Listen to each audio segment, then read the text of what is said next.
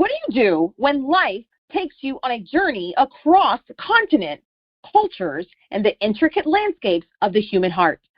Today on Life Jacks, the Resilience Podcast, I'm diving into the transformative story of Mario Wissa, whose life journey began amidst the vibrant chaos of Cairo, Egypt. In 2000, Mario set his sights on Nashville, Tennessee, driven by a thirst for knowledge and new experiences.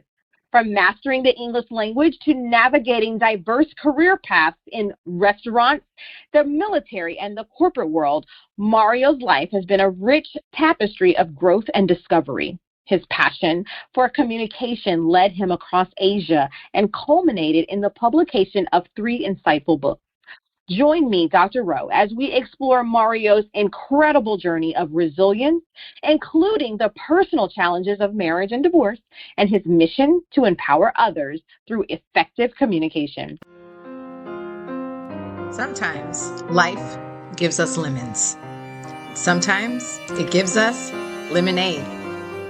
Other times it gives us something entirely out of left field that makes us say, WTF. But no matter what obstacles come, there is most often a way out on the other side, and we are once again victorious. My name is Dr. Rowe, and you are listening to my podcast about resilience. Every guest shares a tragedy to triumph story to give listeners like you the inspiration to push through every single day. Listen now as my next guest shares how they were life-jacked. Hi, Mario. Welcome. Thank you so much for being a guest on my show. How are you? I am doing fantastic, feeling awesome, and I'm really glad to be here. Well, like I said before, I'm really glad that you are here as well. Now, Mario, your journey began in Cairo, and then it took you across the world to the United States in Nashville, Tennessee, which is the home of a country and western. So 2 definitely totally different cultures. So how did you navigate between such different cultures? Honestly, looking back, I am wondering the same thing. How did I do it? Because it sucked. And I came here as a teenager, and it was not really my dream or like my desires from a really young age to like go to the U.S., travel to America. That was not really my thing at all. For me, is pursuing the proficiency to learn the English language. It was that simple.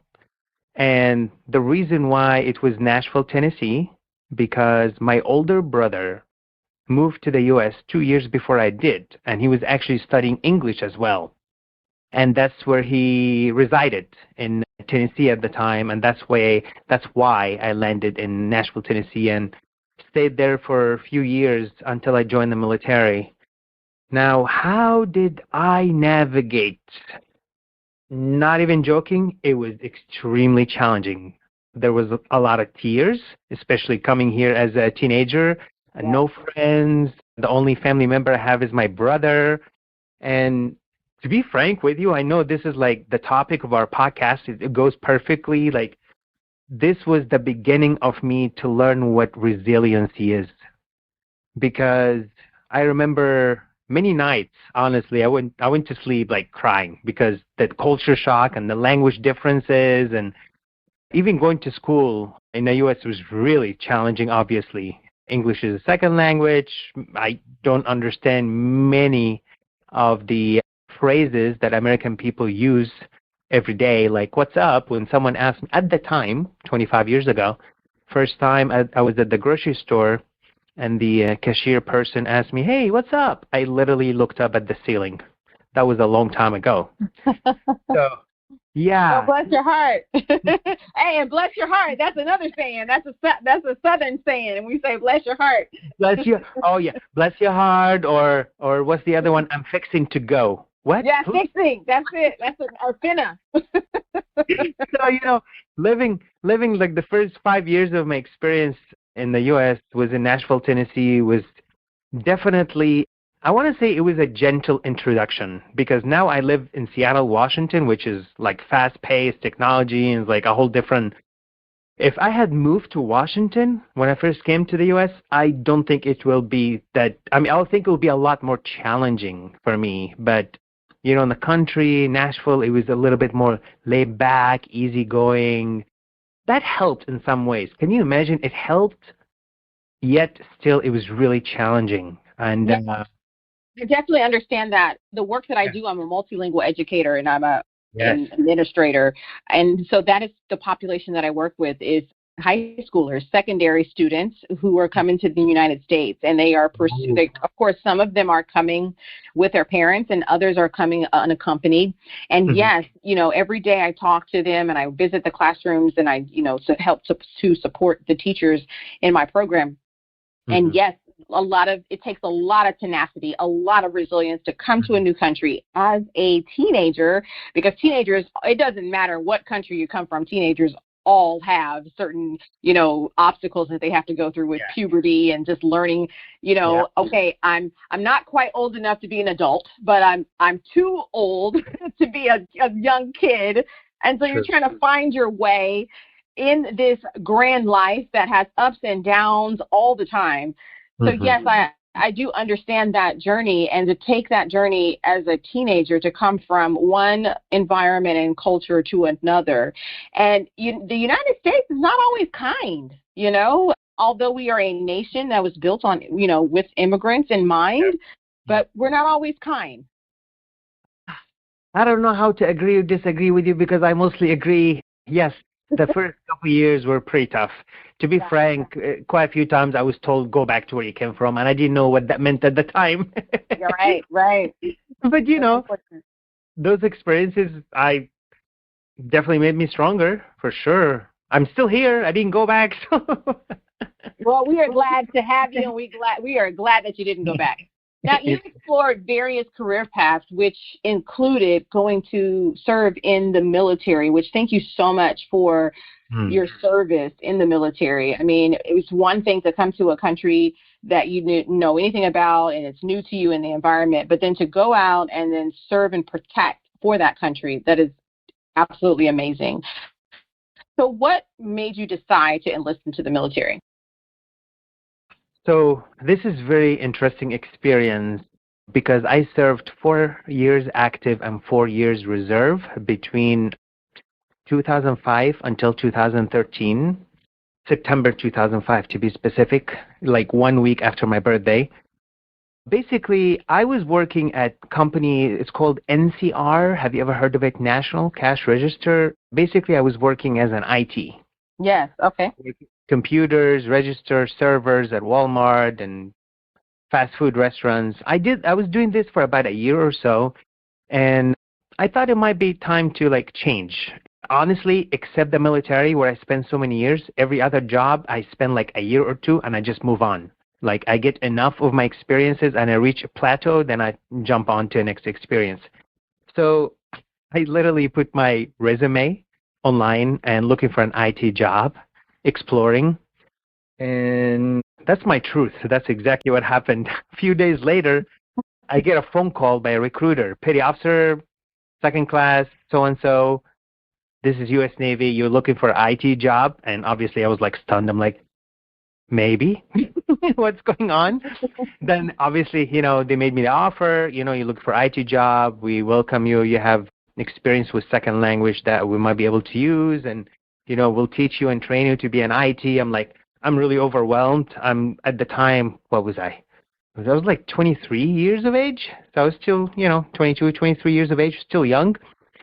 And at the beginning, I was like taken back by serving in the military. I never really considered that before.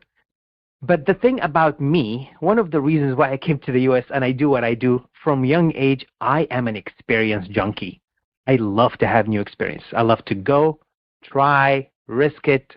And what I learned about the military will take me places, have me have different experiences, go out and serve, have this sense of pride, as you mentioned, and make an impact, And it was interesting because at the time I only had my green card. I was not a citizen at the time, and they did not tell me to become an IT, I have to be a citizen.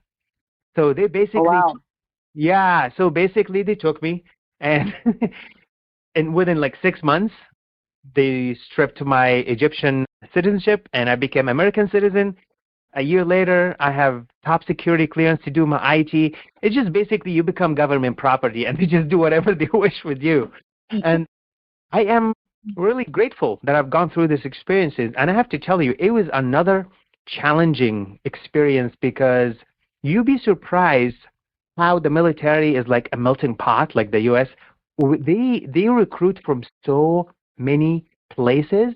They want to have this variety of character, mentality, and challenges.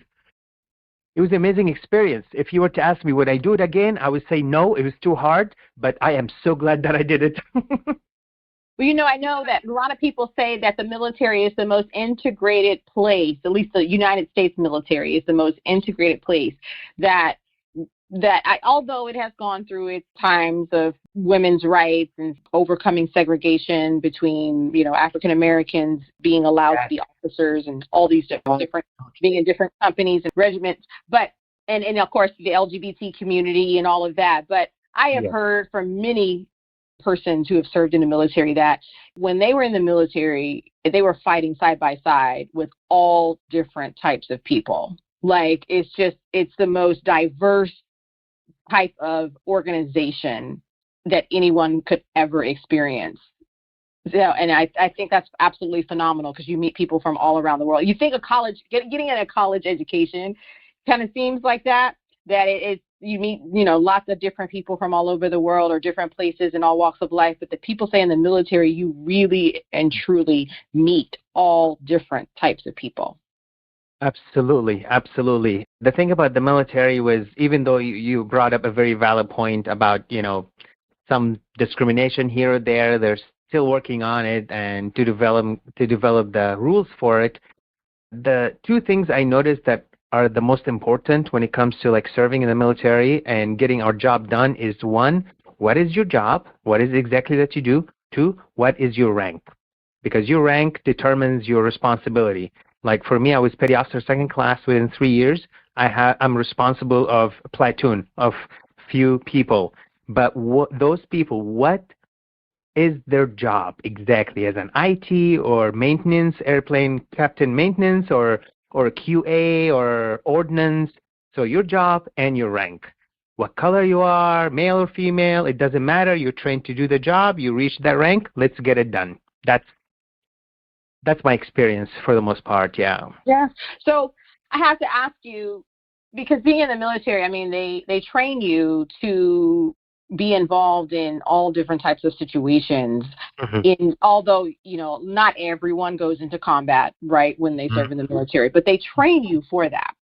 True. And so when it comes to resilience, because a lot of times this particular podcast is mostly about mental toughness, right, and having resilience. But with the military, what type of approach does the military have when it comes to resilience? Because you have to be physically resilient, you have to be mentally resilient, you have to be emotionally resilient.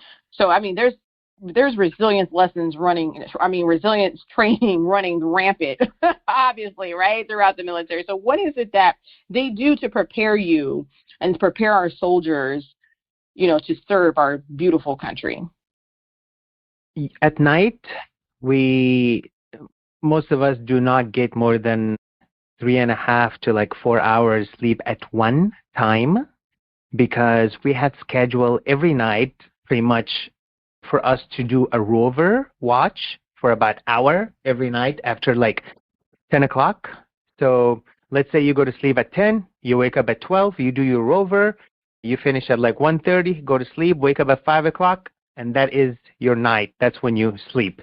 So every night having this rover, it can be random time, different time. It changes all the time. Just being dedicated to that position and that job, and you can make the sleep secondary, was really challenging. And that really was something different that I was not used to.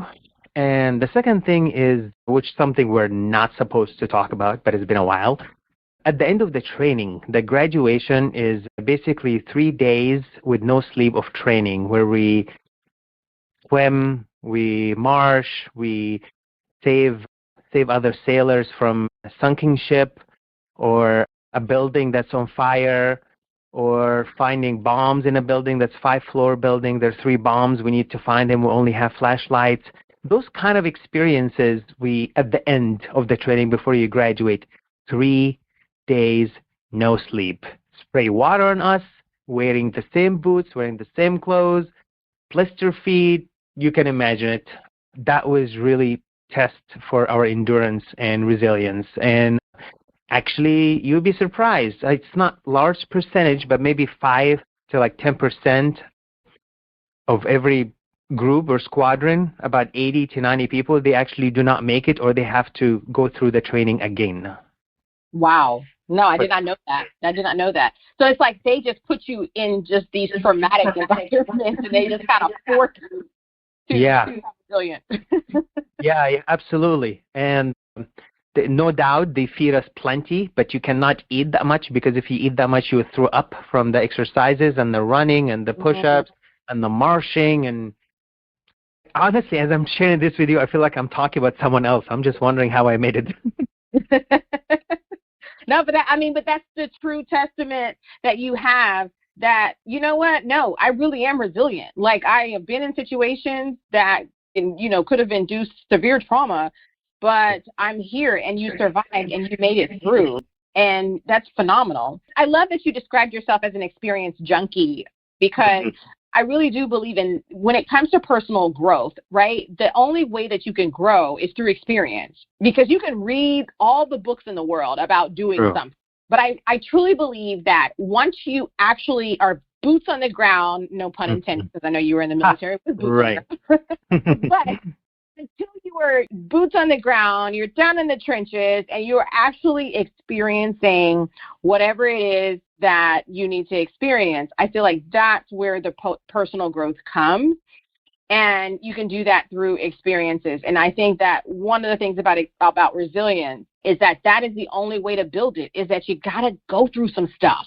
Like, you can't build the resilience. You can't become mentally tough and physically tough and emotionally tough unless you go through things that you don't really want to go through. So true. So true. Yeah. Now, all right. So you're from Cairo, Egypt. You make it to Nashville, Tennessee. Oh, boy. Oh, my God. Yeah. So there's definitely a large gap there. So yes, as you mentioned, I served in the military. I got out, honorably discharged in 2009. After that, I worked at Expedia, Expedia.com, the travel agency. I did that for about a year. Yeah. I was actually IT there, yeah. And after that, I worked at Bank of America, another corporate, for about a year. Love it. That's my bank. Oh, really? Okay. And after Bank of America, which I only worked there for about a year and a half, I traded stocks and options for like 4 years. I basically knew the ins and out of money. It's just color paper that we were meant to believe that it's something so valuable. So trading it was just kind of fun for a few years, where I eventually learned that there is a clear distinction between filling our pocket and filling our heart. So I quit trading. I stopped my jobs and everything, and I really took some time to reflect on the meaning of my life, because at this point, by 2015-16, I have spent half of my life in the U.S. and half of my life in Egypt. Am I Egyptian? Am I American? Who am I? What am I doing? I have so many experiences. What am I going to do with this? So in 2017, I basically gave away everything I had, everything you can imagine, except a backpack. And I took off and I went to India to deepen my understanding and my experience in yoga and meditation. And my plan was to go, universe is funny. Even though my plan was just to go there for 3 months, I ended up by spending a year and a half in India and total 5 years in Asia. Wow. India, I went to Nepal, Kathmandu, went to Sri Lanka, and also went to Indonesia, Bali, so many different places in Bali, Indonesia. And yeah, it's just amazing. Like taking a step in a direction with faith without really knowing what the outcome might be, but it's going to be good. It's amazing. I had my return ticket to travel to Asia and come back for 3 months. Leave in June, come back in September. That was 2017. I came back in 2022, 5 years later. Wow. Wow. And then you were over there and during COVID too. But it's not like I knew COVID was going to happen. It just happened to me. It's so true. There's another experience. Indeed. Oh, my God. You know, when you say, like, we need to really be careful what we're asking for because sometimes the sky is open.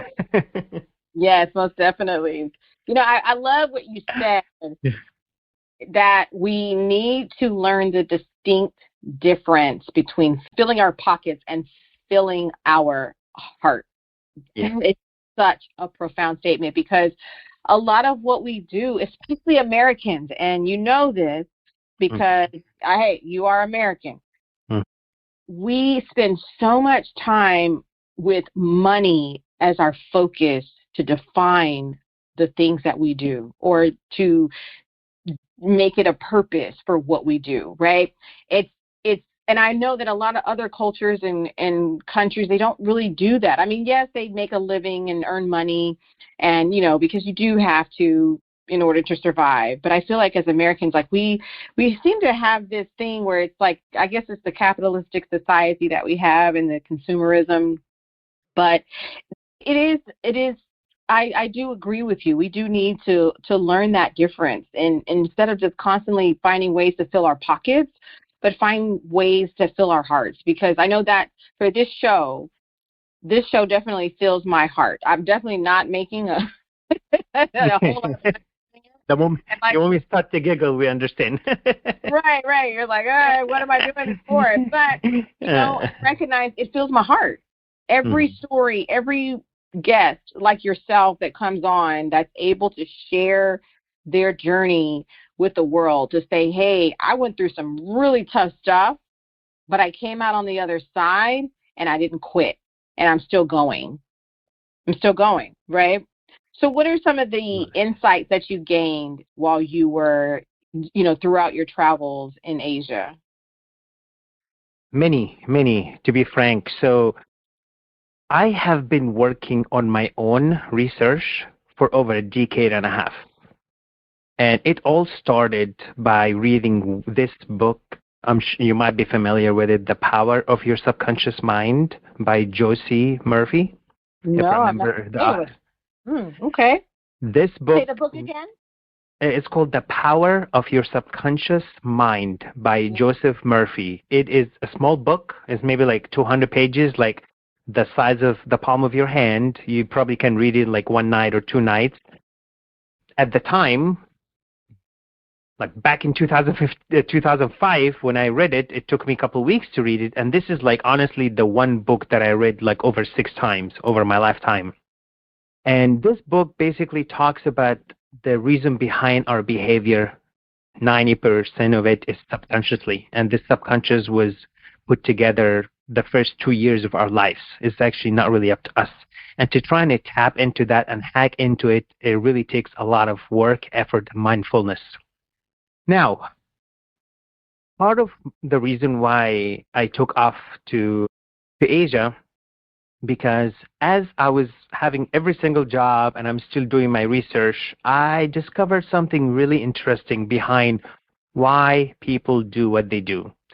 And from my interviews and the information that I collected, most of us fall in one of those 4 categories, why we do what we do. Number 1, to basically survive, put food on the table, pay the rent, pay the car, and just go from one day another, 1 week another, 1 month another, just going with the flow, you know, not a big purpose. It's just, you know, I want to live, I want to survive.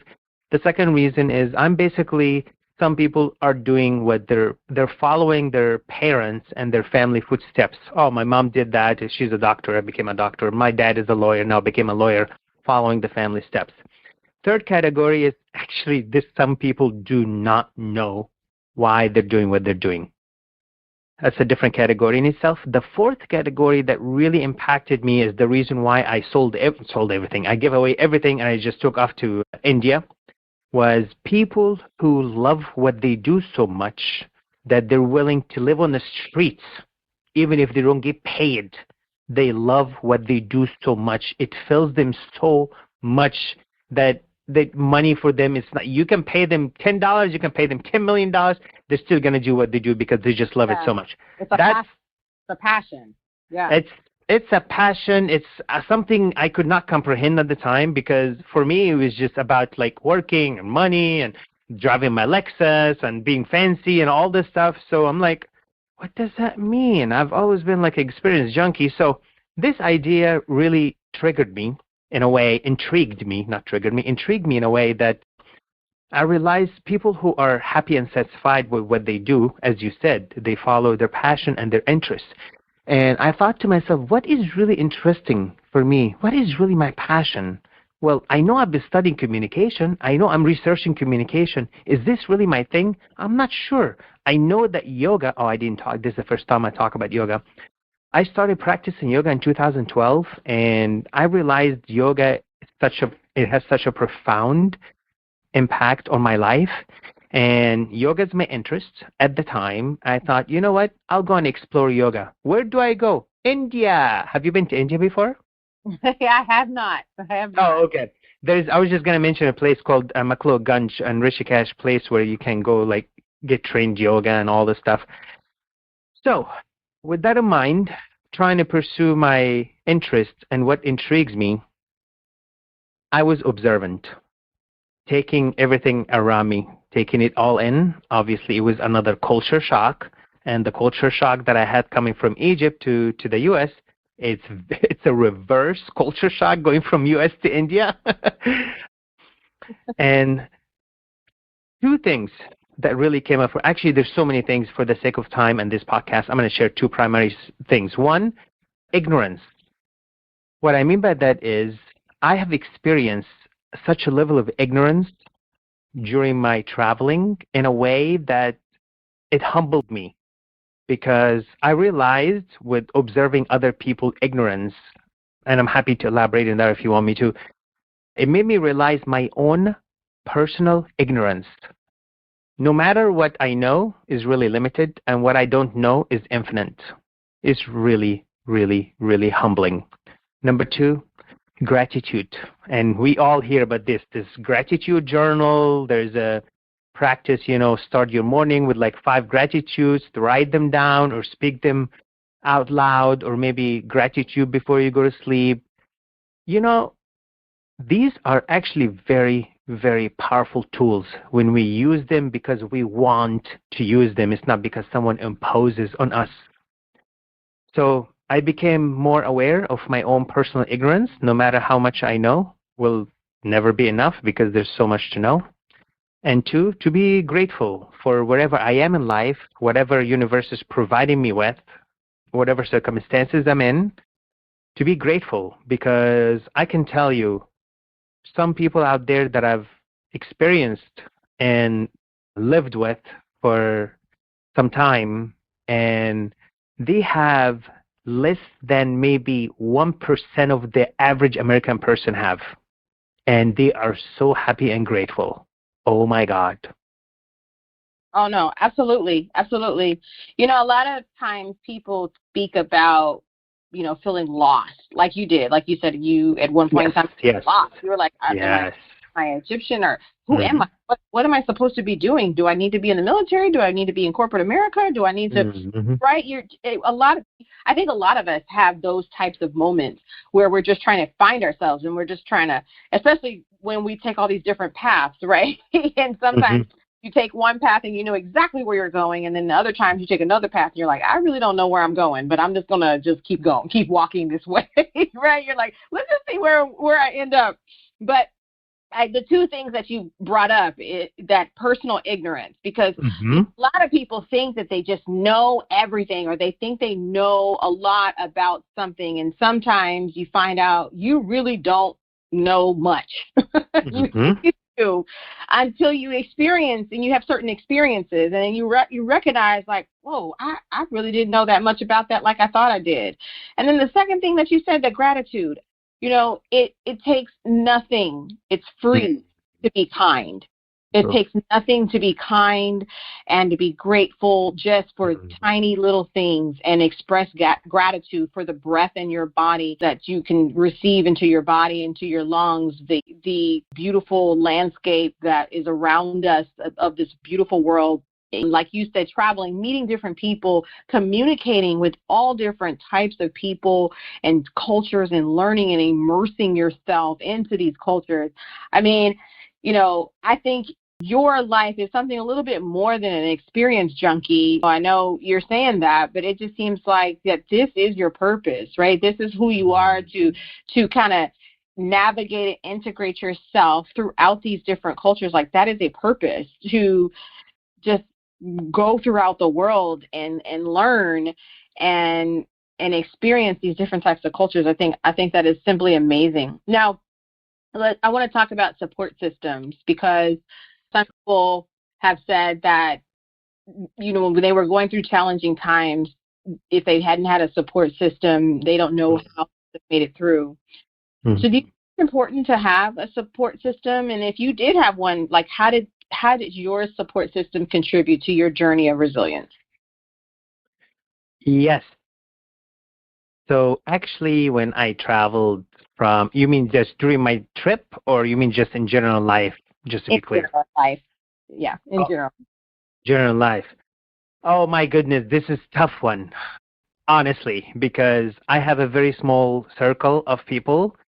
It's like this is kind of sounds strange, but it seems like the more you learn about life and the more you learn about humanity, the more like your circle of people kind of like shrinks. So throughout my life, I usually have like 2 or 3 friends max in my life that are like closest to me, where we like go out for some tea or coffee or go for a walk around Green Lake, or I really like enjoy walk and talk with my friends. Having close friends where you can be genuinely vulnerable with is really empowering. Example of that, I was actually living in a shared housing for about a year and a half before I left and I took off to Asia. And one of my roommates, I feel like I want to mention his name, but maybe not. Basically, him and I decided together that we're going to go to India. Okay. We traveled together. A month and a half later, he came back to the US and I stayed in India and I continued. He came back there because there was a relationship that was awaiting him.